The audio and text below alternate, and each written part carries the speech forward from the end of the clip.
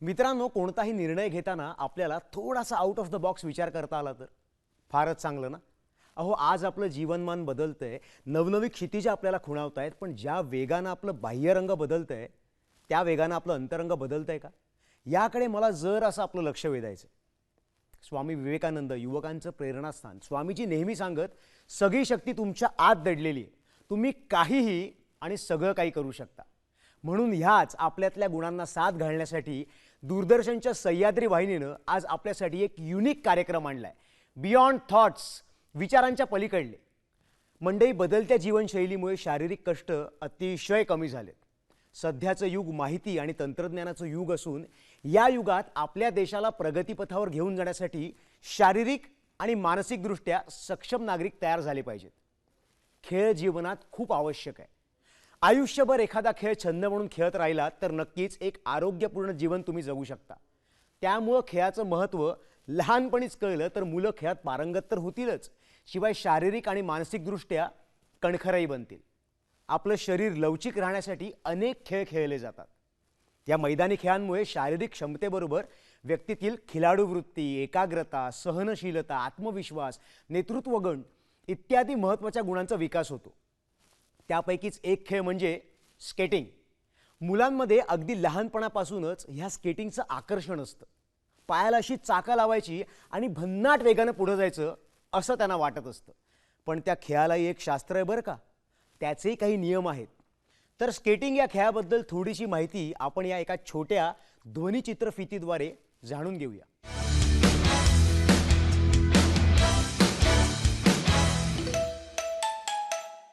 मनोरंजन किंवा शारीरिक व्यायाम यासाठी केली जाणारी कोणतीही क्रीडा, खेळण्याची प्रवृत्ती ही माणसाची नैसर्गिक प्रवृत्ती आहे. लहान बालकापासून वृद्धांपर्यंत सर्वांनाच खेळांची आवड असते. असाच हा खेळ आहे स्केटिंग. स्केटिंगचा खेळाडू हा ताशी 30 किलोमीटरच्या वेगाने सराव करत असतो. त्यामुळे एका तासात त्याच्या शरीरातील 600 कॅलरीज कमी होतात, फॅट्स कमी होतात. 30 मिनिटं स्केटिंग केल्यास हृदयाच्या ठोक्याचा दर एका मिनिटाला 148 एवढा होतो. शरीरातील सर्व स्नायू बळकट होतात, शक्ती वाढते. धावण्यापेक्षा स्केटिंग केल्यास शरीराच्या हाडातील जॉइंट्सवरील ताण कमी होतो. नियमित सरावामुळे गुडघे आणि पायाची हाडं मजबूत होतात. पोटाचा आणि पाठीचाही व्यायाम होतो. स्केटिंग सराव करणाऱ्याचा दिवस आनंदित आणि चेतनाक्षम राहतो. काही जण डांबरी किंवा सिमेंट कॉन्क्रीटचे रस्ते, बागा, पादचारी मार्ग यावर स्केटिंग करतात, तर काही जण इंडोर स्केटिंग सेंटरमध्ये म्युझिकवर स्केटिंग करतात. जनरल नॉलेज म्हणून सांगते, बेल्जियमच्या जोसेफ मर्लिन यांनी 1760 मध्ये रोलर स्केटचा शोध लावला. स्केटिंगच्या सरावासाठी 200 मीटरचा ट्रॅक लागतो. सरावा अगोदर फिटनेससाठी योगा, लेग स्ट्रेचिंग, स्किपिंग असे तणावमुक्त व्यायाम केले जातात. स्केटिंगचे विविध प्रकार असतात, जसे ring, speed, artistic, figure skating असे प्रकार या खेळात आहेत. रोलर स्केटिंगमध्ये ice skating, ice hockey, ice finger, ice skilling, ice skateboard, roller hockey, roller skating, ring skate, inline skating, inline hockey असे अनेक प्रकार समाविष्ट आहेत.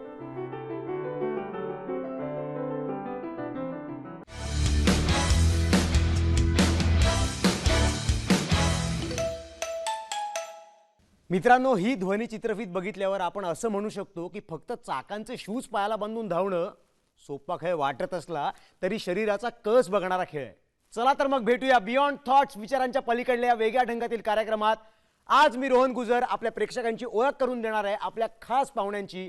सो प्लीज वेलकम युग, खुशी आणि अजय सर. प्लीज. हॅलो युग. Hello. High Khushi. Hello sir. Hello. Please have a seat.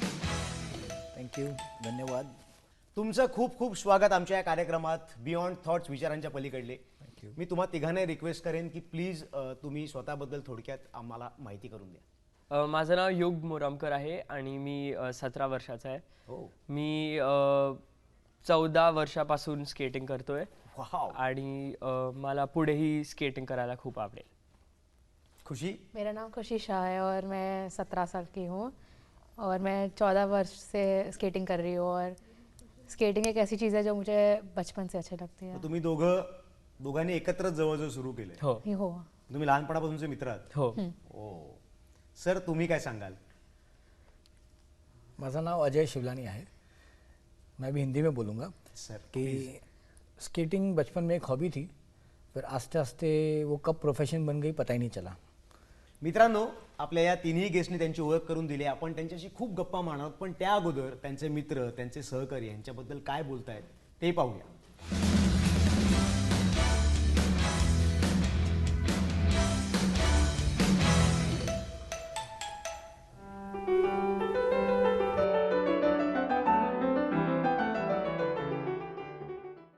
मैं 24 साल से स्केट कर रहा हूँ। मैं प्रोफेशनली एक आर्किटेक्ट हूँ और स्केटिंग मेरा जुनून है, तो जब भी मुझे वक्त मिलता है मैं स्केट करता हूँ। मैंने भारत के लिए भी खेला है और हवा हवाई पिक्चर में मैंने फ्रांसिस का किरदार निभाया है।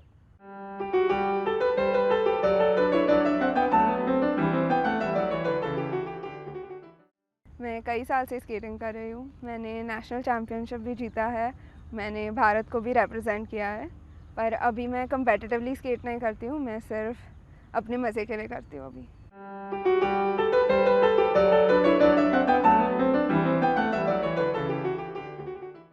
लहानपणीपासून हाच एक स्पोर्ट आहे जो खरंच मला खुश करतो आणि पुढे पण जाऊन मला हेच करायचं आहे.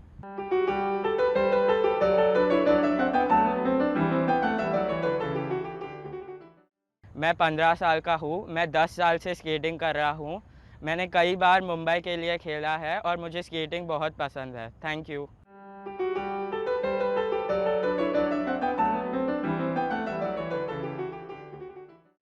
मैं 10 साल का हूँ। मैं 6 साल से स्केटिंग भी कर रहा हूँ। मैंने स्टेट में मुंबई को रिप्रेजेंट किया है। मुझे स्केटिंग बहुत पसंद है।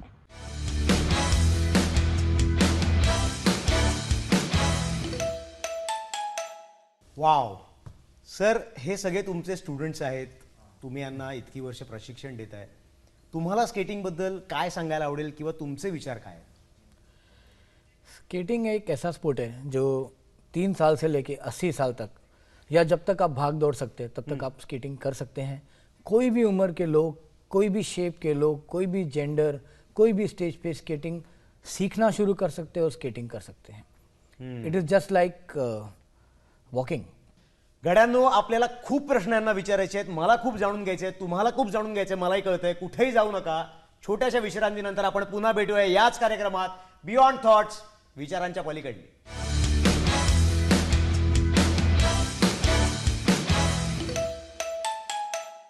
बियॉन्ड थॉट्स, विचारांच्या पलीकडले मला आपलं पुन्हा एकदा स्वागत. आज आपल्यासोबत आहेत स्केटिंग या खेळात विशेष प्रावीण्य मिळवलेले 2 स्टुडंट्स, युग आणि खुशी, आणि त्यांचे सर अजय सर. युग, मला तुला विचारायचं आहे, एक व्यक्ती म्हणून स्केटिंगचा तुझ्यावर काय प्रभाव पडलाय, काय इम्पॅक्ट झालाय?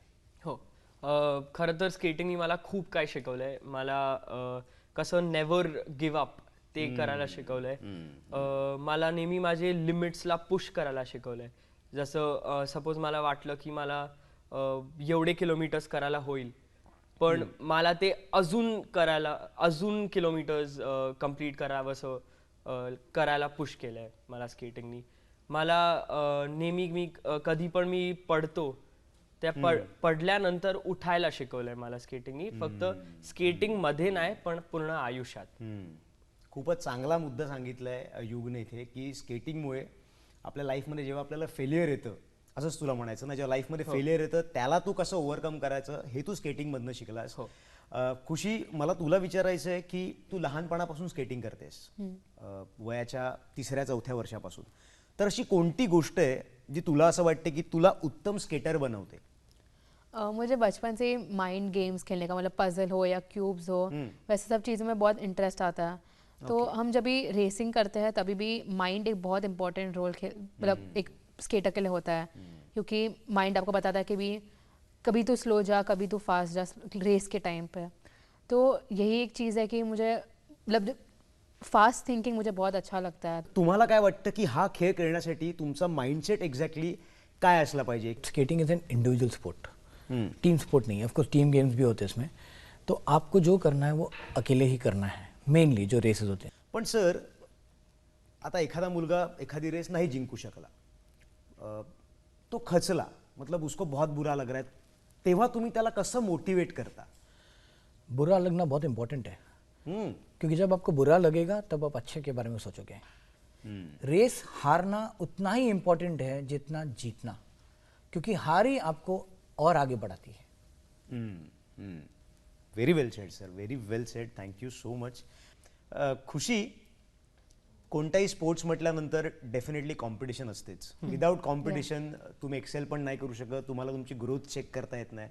तर तुम्ही आत्तापर्यंत अशा कोणत्या कोणत्या कारण मी सुरुवातीपासून आमच्या महाराष्ट्राच्या प्रेक्षकांनाही सांगतोय की राज्यस्तरीय, इंटरनॅशनल, नॅशनल एवढ्या लेवलला तुम्ही केलं, तर प्लीज आम्हाला त्या कॉम्पिटिशन्सबद्दल सांगा की त्या कॉम्पिटिशनला जाताना तुमचा माइंडसेट काय असतो, तिथे जिंकल्यानंतर हरल्यानंतर तुम्ही काय फील करता? मेरे हिसाब से कंपटीशन एक बहुत नहीं important, per after a point आप कोई भी sports Khelo, after a point competition is a must. मतलब आप कंपटीशन करोगे तभी आपको पता चलेगा आप किधर कौन से लेवल पे हो, आप कितना आपका हार्डवर्क है, कितना आपका हार्डवर्क पे किया है. तो एक ऐसी मतलब 3-4 साल पहले ऐसी एक रेस थी, मेरी पहली नेशनल रेस थी. ओके. और आई थिंक पहला ही रेस था रोड रेस, और बहुत नई थी, मुझे पता नहीं कि कैसे नेशनल्स खेलने का क्या मतलब कैसे लोग खेलते हैं वहाँ पे. और चालू किया और आई थिंक 7-8 लैप की रेस थी. ओके. और मैं रैंक में भी स्टार्टिंग मतलब हम जब भी चालू करते हैं तभी ऐसे एक लाइन फॉर्म हो जाती है, तो वहाँ पे भी मैं 6-7 पोजीशन पे थी, मतलब काफ़ी पीछे थी मैं, खूप मागे होतीस तू. हाँ. ओके. पर मैं जब भी वो रेस के लिए गई थी तभी मुझे ऐसा नहीं हुआ कि सिर्फ जीतना है. मेरा गोल सिर्फ ऐसा नहीं था कि मुझे सिर्फ जीतना है. मेरा गोल था कि मैं बेटर करूँ, इधर इतना दूर आई हूँ तो कुछ सीख के जाऊँ. और आई थिंक वही मतलब जो प्रेशर नहीं था मुझे जीतने का, वही उसके वजह से आई थिंक लास्ट लैप पे मैंने अलग से मतलब जो लास्ट टर्न होता है वो थोड़ा डिफरेंट फॉर्म में लिया, और उसके वजह से मैं थर्ड आई वो रेस में. वाव. जसं हिने सांगितलं तिची एक आठवण, तशी तुझी काही आठवण आहे का? हो, खरं तर मी आईस स्केटिंग पण करतो. तर Wow. माझ्या आईस स्केटिंगच्या फर्स्ट नॅशनल्समध्ये फायनल्स होती आणि ते गुलमर्गला झालेले. तेव्हा पूर्ण अटमॉस्फिअरचं टेम्परेचर मायनसमध्ये होता, म्हणजे -2 डिग्रीज. बापरे, मला आत्ताच थंडी वाजायला हो. लागली. आणि आम्हाला रेसच्या टाइमला जॅकेट्स वगैरे अलाउड नसायचे ठेवायला, आणि माझं खरं तर कोल्ड टॉलरन्स खूप कमी होता तेव्हा. तर रेस स्टार्ट झाल्यावर माझ्या बॉडीमध्ये असे क्रॅम्प्स यायला लागलेले, पण मग I had to do it. म्हणजे मला कम्प्लीट करावंसं वाटलं आणि मला करायचंच होतं काही पण झालं तरी. तर तसं मग मी काही पण जाऊन 4.5 लॅपची रेस होती, 500 मीटर्स, आणि त्याच्यात कसंही करून मी संपवलं आणि मी फर्स्ट आलो. युग, खुशी, तुम्हाला काय वाटतं, तुम्ही या स्पोर्ट्सकडे फ्युचर म्हणून कसं बघता? तुम्हाला यात करिअर करायचं आहे, तुम्हाला हे हॉबी म्हणून ठेवायचं आहे, तुमचे काय विचार आहेत? Please share. हो, मला एक माझ्या करिअरला माझ्या स्पोर्ट्सशी मला जोडायचं आहे. ओके. स्पोर्ट्स तुला सायकॉलॉजी. दोन्ही गोष्टी सायमल्टेनियसली करायच्या, तुला खेळत पण राहायचंय पण ॲट द सेम टाइम तुला गाईड सुद्धा करायचं. हो. ओके. आणि ते स्पोर्ट्स सायकॉलॉजी घेऊन मी ट्राय करीन. वाव. हो. स्पोर्ट्स सायकॉलॉजी हा शिकण्याचा विषय असतो. हो. कळतंय का महाराष्ट्र आपल्याला आज किती महत्वाची माहिती मिळते? खुशी, तू काय सांगशील?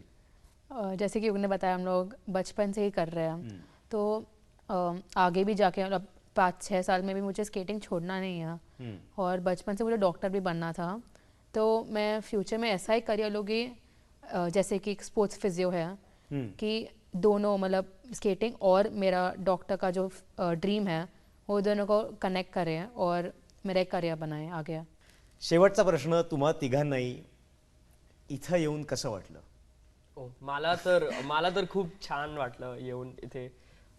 मला अजय सरांकडून आणि खुशीकडून खूप असं जे स्टोरीज मला माहिती नव्हते त्यांचे, जसे की तिचे स्टोरीज होते ते जिथे ती थर्ड आलेली, ते सगळे स्टोरी जे मला माहिती नव्हते ते मला ऐकायला मिळालं आणि मी खूप खुश आहे इकडे. Thank you so much. थँक्यू. खुशी? मुझे बहुत अच्छा लगा था आके, और स्पेशली आप लोग को थैंक यू कि आपने ये शो रखा और आप इंटरेस्ट ले रहे हो हमारे स्पोर्ट में, ये बहुत इम्पोर्टेंट है अभी, क्योंकि इतना रिकग्निशन नहीं है स्केटिंग का इतना इंडिया में. तो आपको थैंक यू. सर तुम्ही काय सांगाल? मैं तो पहले थैंक यू बोलूँगा, धन्यवाद कि आपने हम लोग को यहाँ पे बुलाया. जैसे खुशी ने बोला कि हमारे स्पोर्ट को रिकॉग्निशन की ज़रूरत है, उसी तरह से कई दूसरे स्पोर्ट्स को भी ज़रूरत है. लेकिन यहाँ पे आके आपसे बात करके और हमारे स्पोर्ट के बारे में आपसे बात करके शायद हम लोग को भी बहुत कुछ और सीखने मिला, जो जाके हम फिर प्रॅक्टिस कर सकते हैं. सर अहो महाराष्ट्राच्या उभ्या महाराष्ट्राला खूप काही तुमच्या तिघांच्या बोलण्यातनं शिकायला मिळालं. स्पेशली तुम्ही दोघं एवढ्या कमी वयात तुम्ही चौफेर विचार करू शकताय. जसं तू म्हणालास की तुला पडल्यानंतर उठायला शिकवलं, जसं तू म्हणलीस की तुला फोकस राहायला शिकवलं. मला असं वाटतं की या वयात कुठलाही खेळ खेळल्यानंतरच तुमचे विचार एवढे स्पष्ट होऊ शकतात. सर तुमचे आणि तुम्हा दोघांचे खूप आभार. तुम्ही इथं आलात आमच्या या मंचावर आणि तुमच्या स्पोर्ट्सबद्दल उभ्या महाराष्ट्राला सांगितलं. आय होप, मी विनंती करतो की तुमच्या या खेळाला खूप रेकग्निशन मिळेल, तुमच्या दोघांचं करिअर उत्तम होईल आणि सर असे खूप स्टुडंट्स तुम्हाला मिळतील. Thank you so much. Thank you. Thank you very much.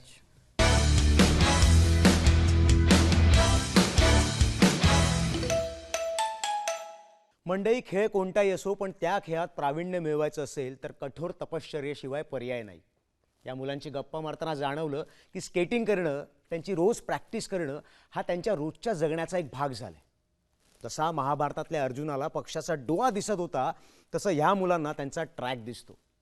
Jack of all trade master of none हे होण्यापेक्षा एकाच खेळात स्वतःला झोकून कसं द्यावं हे या मुलांकडून शिकायला मिळालं. पुन्हा भेटूया एका छोट्याशा विश्रांतीनंतर. पण विश्रांतीनंतर काय, अहो कशाला टेन्शन घेताय, मी आहे ना. विश्रांतीनंतर आपण भेटणार आहोत एका अशा अवलियाला जे आहेत महाराष्ट्रातील धुळे जिल्ह्यातील शिंदखेडा तालुक्यातले Sunil More. Don't go anywhere. आम्ही पुन्हा येतोय काही क्षणातच. बघत राहा बियॉन्ड थॉट्स, विचारांच्या पलीकडले.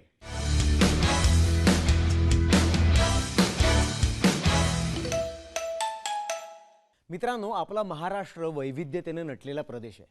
या भूमीला संतांची खाण म्हटलं जातं. तसंच या महाराष्ट्रात विशेष गुणांनी समृद्ध असे अवलियाही आपल्याला पाहायला मिळतात. आज आपण भेटणार आहोत अशाच एका अवलियाला, महाराष्ट्रातल्या धुळे जिल्ह्यातील शिंदखेडा तालुक्यातले सुनील मोरे यांना.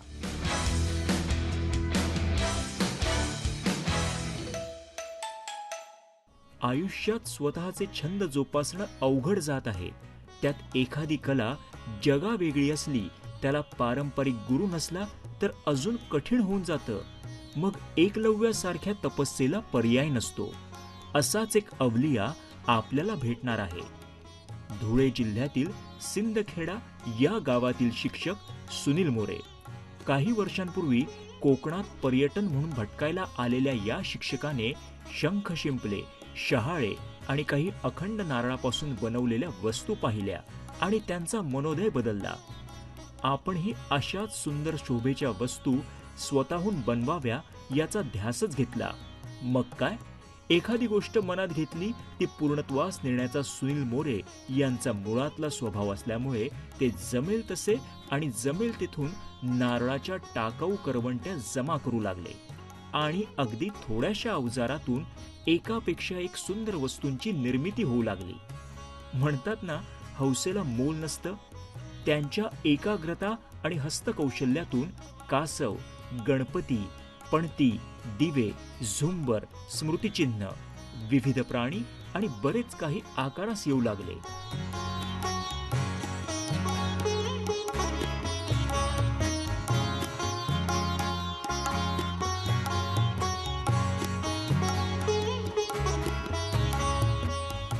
मन, मेंदू आणि बुद्धी एकत्रित आल्यावर काय चमत्कार होऊ शकतो याचे मूर्तिमंत उदाहरण म्हणजे सुनील मोरे यांच्या कलाकृती. हा छंद जोपासताना मला अनेक प्रकारच्या कलाकृती मी ज्या साकारलेल्या आहेत त्या संपूर्णपणे पर्यावरण स्नेही आहेत. निसर्गातील वाया किंवा टाकाऊ म्हणून टाकून दिलेल्या वस्तूंपासून, नारळाच्या करवंटीपासून या कलाकृती साकारताना विशेष आनंद वाटतो. त्यांच्या या हस्तकलेची आणि कृतिशीलतेची दखल इंडिया बुक ऑफ रेकॉर्ड्समध्ये करण्यात आली. हे सर्व साकारताना अनेक प्रकारच्या संस्थांनी मला पुरस्कृत सुद्धा केलेला आहे. शासकीय पातळीवरती 2017-18 मध्ये राज्यातून प्रगत शैक्षणिक महाराष्ट्र नावाचा एक उपक्रमशील किंवा एक महत्वाकांक्षी उपक्रम राबवला गेला, ज्याच्यामधून राज्यातून लाखो शिक्षकांमधून 50 शिक्षकांची निवड केली गेली आणि त्या 50 शिक्षकांमधून उत्तर महाराष्ट्र विभागातून माझी निवड केली गेली या शिक्षणाच्या वारीसाठी. मुळातला शिक्षकी स्वभावामुळे अनेक सामाजिक, संघटनात्मक आणि कौटुंबिक जबाबदाऱ्या पार पाडताना मोरे सर पर्यावरणाचेही संवर्धन करत असतात. या नारळाच्या करवंटीपासून विविध कलाकृती साकारताना त्या संपूर्ण कलाकृती पर्यावरण स्नेही कशा असतील याकडे मी विशेष लक्ष दिलेलं आहे. जिद्द आणि चिकाटी आणि मेहनतीच्या जोरावर व्यक्ती कोणत्याही क्षेत्रात नाव कमावू शकते हे उपक्रमशील शिक्षक सुनील मोरे यांच्या कार्यशैलीतून प्रकट होत आहे.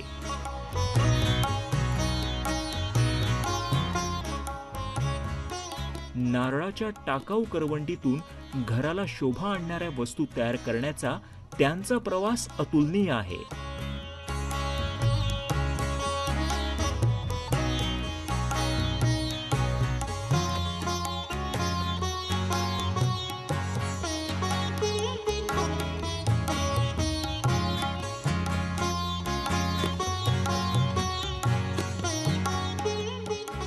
त्यांच्या या प्रवासाला चला शोधूया विचारांच्या पलीकडले या सह्याद्री दूरदर्शनच्या कार्यक्रमातून खूप साऱ्या शुभेच्छा.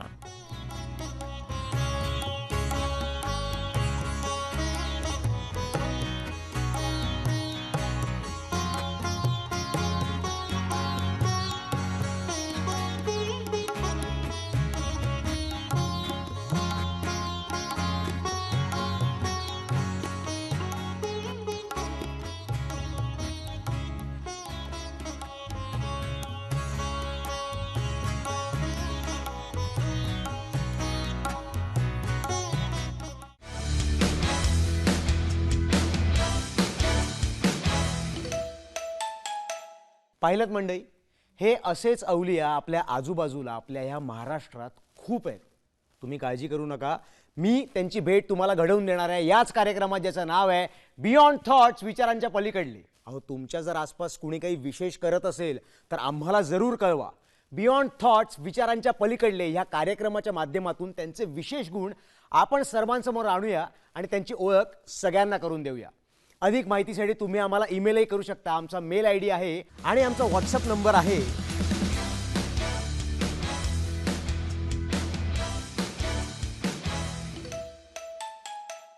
तर मंडळी, आता झाली आहे वेळ इथंच थांबण्याची. पुन्हा भेटूया पुढच्या कार्यक्रमात काही इंटरेस्टिंग विषय आणि इंटरेस्टिंग अवलियांना भेटायला. तोपर्यंत स्वतःची काळजी घ्या आणि हो, बाहेर निघताना नक्की मास्क घाला. So bye bye, take care आणि भेटूया याच कार्यक्रमात, ज्याचं नाव आहे बियॉन्ड थॉट्स, विचारांच्या पलीकडले.